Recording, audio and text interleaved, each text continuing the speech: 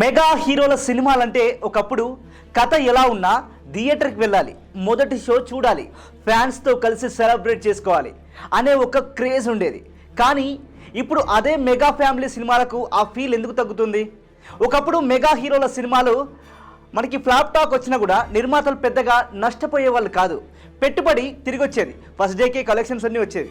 కానీ ఇప్పుడు పరిస్థితులు మారిపోయాయి. భారీ హిట్ టాక్ వస్తే కానీ లాభాల సంగతి అటు ఉంచితే పెట్టుబడి కూడా తిరిగి రావడం లేదు. సినిమా భాషలో చెప్పాలంటే బ్రేక్ ఈవెన్ కూడా అవ్వడం లేదు. మెగా హీరోలకు ఈ విషయం అర్థం కావడం లేదా అని ఫ్యాన్స్ అయితే వాపోతున్నారు. ఇది ఎవరో ఒక హీరోని టార్గెట్ చేసి అడుగుతున్న ప్రశ్న కాదు, ఒక సాధారణ సినీ అభిమాని మనసులో నుంచి వస్తున్న ప్రశ్న. ఎందుకంటే సినిమా అంటే ఏంటి? ఒక 2-3 గంటలు మన సమస్యల్ని మర్చిపోయి ఒక కథలోకి వెళ్ళిపోవడం, హీరోతో కలిసి నవ్వడం, హీరోతో కలిసి బాధపడడం, హీరో గెలిస్తే మనమే గెలిచినట్టు ఫీల్ అవ్వడం. కానీ ఇప్పుడు సినిమా చూడడానికి వెళ్ళిన ప్రేక్షకుడికి ఇది సినిమా చూస్తున్నానా లేక ఏదైనా రాజకీయ సభలో కూర్చున్నానా అనే ఫీలింగ్ వస్తే ఎలా? ఒకప్పుడు స్టార్ హీరోల సినిమాల్లో కథకు ఎంత ప్రాధాన్యత ఉండేదో ఒక్కసారి గుర్తు చేసుకోండి. కథ, కథనం, పాటలు, సంగీతం, లొకేషన్లు, cinematography, hero looks, dialogue delivery, comedy, action, ఇలా ప్రతి ఒక్క విభాగం కూడా దాని మీద దృష్టి పెట్టి సినిమాను ఒక పూర్తి ప్యాకేజీగా అందించేవాళ్ళు. సినిమా అనేది హిట్ కావాలంటే ప్రేక్షకుడిని గెలవాలి, ప్రేక్షకుడి మనసుని గెలవాలి, ప్రేక్షకుడి పార్టీని కాదు.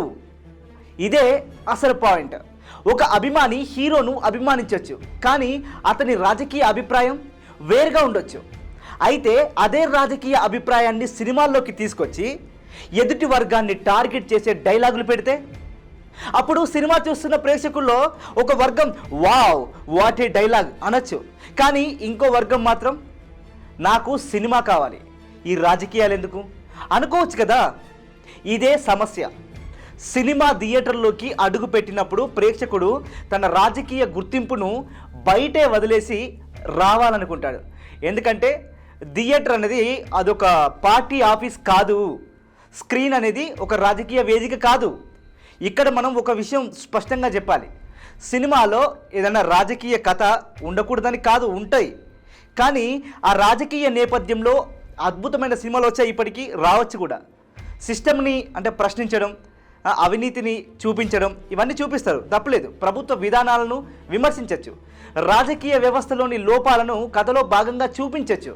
కానీ అది కథకు అవసరమై ఉండాలి.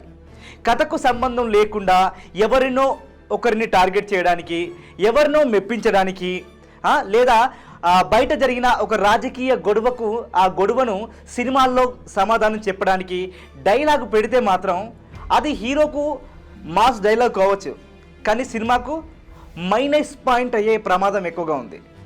ఇటీవల మన మెగా సినిమాలో చూసుకుంటే ఈ సినిమా కావచ్చు, రాజకీయాలు కలిసిపోయిన సందర్భాలు చాలా ఉన్నాయి, చాలా చర్చకు వచ్చాయి. ఇక్కడే అసలు మన మెగా హీరోల్లో అల్లు అర్జున్ని ఒక మంచి బెస్ట్ ఎగ్జాంపుల్గా తీసుకోవచ్చు. ఆయన సినిమాలు చూడండి, ఆయన సినిమాల విషయానికి వస్తే కథ, character, look, body language, action కావచ్చు, డ్యాన్స్ కావచ్చు, మ్యూజిక్ కావచ్చు, మేకింగ్, ఇలాంటి వాటి మీదనే ఎక్కువగా కాన్సన్ట్రేట్ చేసి సినిమాలు తీస్తూ ఉంటాడు. అదే ప్రయత్నం కనిపిస్తుంది మనకి. అంతేగాని ఏ పార్టీని టార్గెట్ చేస్తూ డైలాగ్ చెప్పాలి, ఏ పార్టీకి సపోర్ట్ చేస్తూ సీన్లు చేద్దామని చెప్పేసి ఎప్పుడు చూడలేదు అతను. ఎవరి అభిమానుల్ని తిట్టాలి, ఎవరి అభిమానుల్ని పొగడాలి అని ఆలోచించాడు. ఓ రాజకీయ పార్టీని తిట్టడం, ఓ రాజకీయ పార్టీని పొగడం లాంటివి ఎప్పుడు చేయలేదు. ఒక డెడికేషన్ తోటి తన సినిమా ఏంటి, తన సినిమా కోసం ఏం చేయాలి, తన సినిమా సక్సెస్ కావాలంటే ఏం చేయాలి, ఎంత కష్టపడాలి, ఏం చేస్తే నా సినిమా హిట్ అవుతుంది అనే దానికోసం మాత్రమే ప్రయత్నం చేశాడు, చేస్తూనే ఉన్నాడు. కాబట్టే అంత సక్సెస్ అయ్యాడు. ఎంత సక్సెస్ అని మీరు అనుకోవచ్చు. పుష్ప 1, పుష్ప 2 తెలుసా, వరల్డ్ వైడ్గా ఎన్ని కలెక్షన్లు వచ్చాయో. పుష్ప ఫ్రాంచైజ్ దీనికి మంచి ఎగ్జాంపుల్ అబ్బా. పుష్ప 2 బాక్సాఫీస్ దగ్గర సుమారు 1800 కోట్ల స్థాయిలో వసూలు సాధించిందని చాలా ట్రేడ్ వర్గాలు మనకు చెప్పాయి. అల్లు అర్జున్ సక్సెస్కి అంటే ఇప్పుడు ఓన్లీ రాజకీయాలకు రాకపోవడం, సపోర్ట్ చేయకపోవడం అనేది చెప్పలేం, అది ఒక పాయింటే. అండ్ సినిమాకి స్టోరీ కావచ్చు, డైరెక్షన్ కావచ్చు, సుకుమార్ ఇచ్చిన స్టోరీ, క్యారెక్టర్ కావచ్చు, మేకింగ్ కావచ్చు, మ్యూజిక్ కావచ్చు, పాన్ ఇండియా అప్పీల్ కావచ్చు, సో మార్కెటింగ్, ఇలా చాలా కారణాలు ఉన్నాయి. దాంట్లో ఇది కూడా ఒక కారణం. సో కానీ మనం ఒక విషయం మాత్రం నేర్చుకోవచ్చు ఇక్కడ. ప్రేక్షకుడికి సినిమా అనేది మనం సినిమా చేసి సినిమా చూపించినప్పుడు, సినిమా ఇచ్చినప్పుడు ముందుగా కథతో అతన్ని గెలుచుకోవాలి. రాజకీయాలతోటి కాదు. ఇది మెగా ఫ్యామిలీకి మాత్రమే, అంటే ఎక్కువగా మనకు మెగా ఫ్యామిలీలో కనిపిస్తుంది కాబట్టి చెప్తున్నాం. అందరి హీరోలు కూడా అబ్జర్వ్ చేయాలి వీటిని, ప్రతి స్టార్ హీరో కూడా అబ్జర్వ్ చేయాలి. కాకపోతే ఇవి ఈ మధ్య చెప్పాను కదా, మన మెగా హీరోల సినిమాలోనే కనిపిస్తున్నాయి కాబట్టి వాళ్ళ సినిమాల గురించి మనం మాట్లాడుతున్నాం. ఎందుకంటే ఈరోజు ప్రేక్షకుడు చాలా చాలా తెలివిగా ఉన్నాడు. హీరో ఎవరో చూసి మాత్రమే టికెట్ కొనట్లేదు, కథ ఏంటో, ఆ కథ బాగుంటుందా లేదా అని చెప్పేసి చూసి టికెట్ కొంటున్నాడు.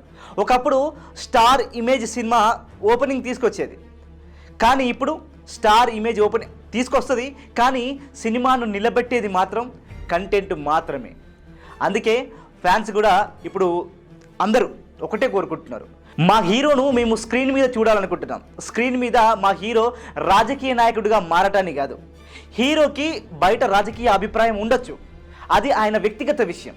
కానీ థియేటర్లోకి వచ్చినప్పుడు హీరో రాజకీయ నాయకుడు కాకూడదు, హీరోగానే ఉండాలి. ఎందుకంటే రాజకీయాలు అనేటివి 5 ఏళ్ళకు ఒకసారి మారచ్చు, కానీ ఒక మంచి సినిమా మాత్రం సంవత్సరాల తర్వాత కూడా గుర్తుండిపోతుంది. అందుకే ఇకపై మన మెగా హీరోలు ఒక విషయం గుర్తుపెట్టుకుంటే మంచిది, ప్రేక్షకుడి గుండెల్లో చోటు సంపాదించాలంటే ముందు కథ రాయాలి, తర్వాత డైలాగ్ రాయాలి, కానీ రాజకీయ ఎజెండా పెట్టుకొని సినిమా రాయకూడదు. చివరికి ప్రేక్షకుడు థియేటర్ నుంచి బయటికి వచ్చేటప్పుడు ఏ పార్టీని టార్గెట్ చేశాడు అని కాకుండా, అబ్బా ఏం సినిమా తీశారు అని మాట్లాడితేనే అది అసలైన విజయం.